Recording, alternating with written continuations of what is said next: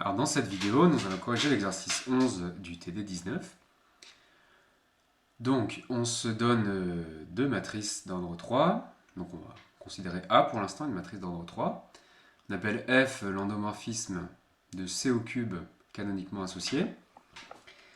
Et on veut trouver une base de C au cube dans laquelle la matrice de F va être diagonale. Donc on va appeler ça diagonaliser l'endomorphisme F ou diagonaliser la matrice A. Donc c'est des choses que vous ferez de façon systématique en maths spé. Ici, on va juste voir comment faire les calculs. C'est l'énoncé qui va nous donner la méthode, il ne faut pas la prendre par cœur. Donc, l'énoncé vous dit d'introduire une fonction du paramètre lambda qui est le déterminant de lambda i de moins f.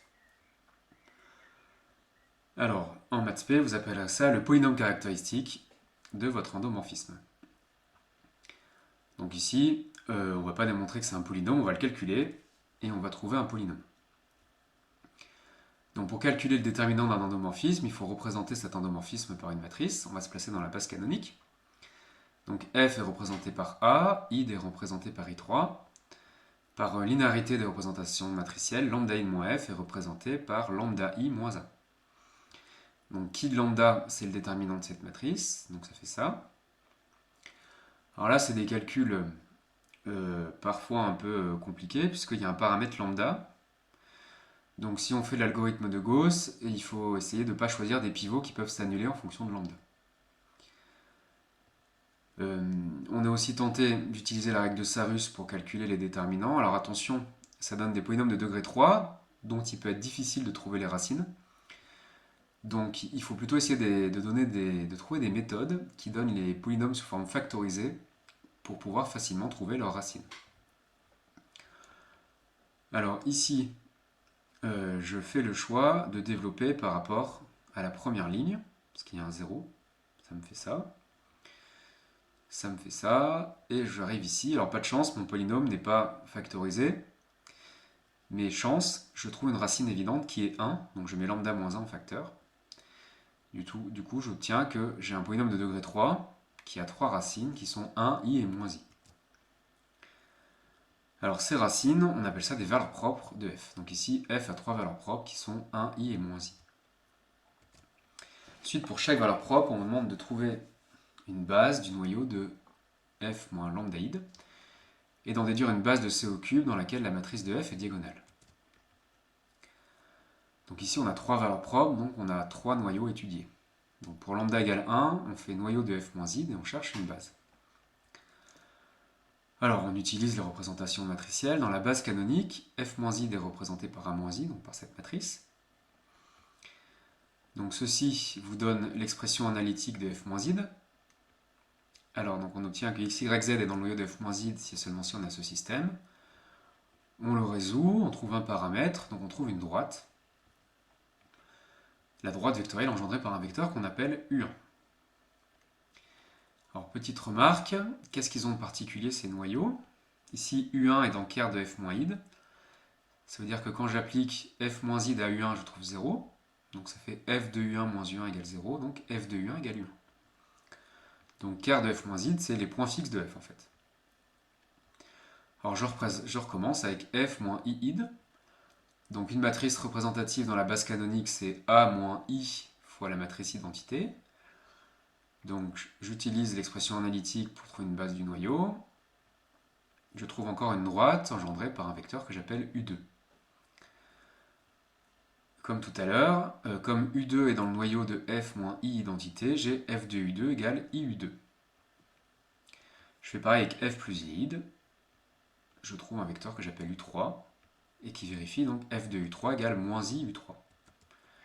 Donc en général, les vecteurs U qui sont dans ker de f moins lambdaïde, ils vérifient f de U égale lambda U.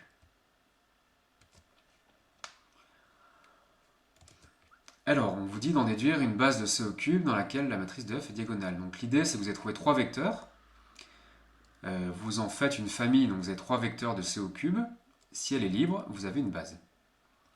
Donc cette famille, on l'appelle C, et on va voir si elle est libre. Donc comme on est dans le chapitre sur le déterminant, on va utiliser le déterminant de cette famille de vecteurs. Donc c'est le déterminant... alors Alors si je suis dans la base canonique, c'est le déterminant de la matrice qui les représente dans la base canonique, donc le déterminant de cette matrice. Là, j'utilise la règle de Sarrus, je trouve moins 4i qui est non nul, donc je peux dire que C est une base de C au cube. Et maintenant, je représente f dans cette base. Alors on a dit que f de U1 c'était U1, donc la première colonne c'est 1, 0, 0. F de U2 ça faisait IU2, donc la deuxième colonne c'est 0, I0. Et f de U3 c'était moins IU3, donc la troisième colonne c'est 0, 0, moins I. Et donc je vois que j'ai obtenu une matrice qui est diagonale. Donc on ne vous demande pas vraiment de comprendre pourquoi, pour votre année de PCSI, mais on vous demande d'être capable de faire ces calculs. Alors si j'appelle P la matrice de passage de la base canonique à la base C, donc je mets les vecteurs en colonne, donc d'après le théorème de changement de base, B est inversible, et A c'est P fois ma matrice diagonale fois P-1. Et donc là je suis en mesure de calculer les puissances de A par exemple, comme on a appris à le faire dans le chapitre 7. Alors ensuite il y a un autre exemple. Donc rapidement, on fait un peu les mêmes calculs.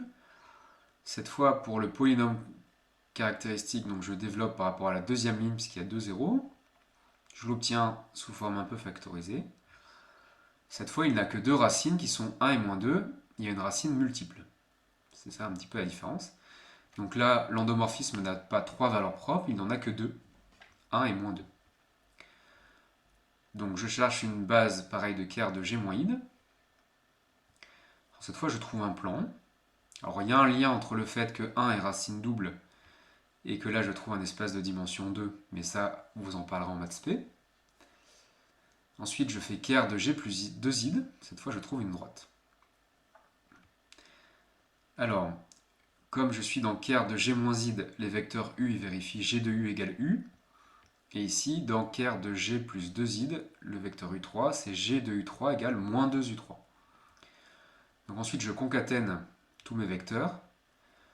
Le déterminant dans la base canonique est non nul, donc ça fait une base. Ici, je me suis mis dans R, parce que je n'ai pas trouvé de nombre complexe. Et donc, dans cette base, je vois que la matrice qui représente G, elle est encore une fois diagonale. Sur la diagonale, on voit qu'on met les valeurs propres, en fait. C'est pour ça qu'on les appelle comme ça. Et donc, si j'écris ma formule de changement de base, elle est là, où la matrice P est écrite au-dessus.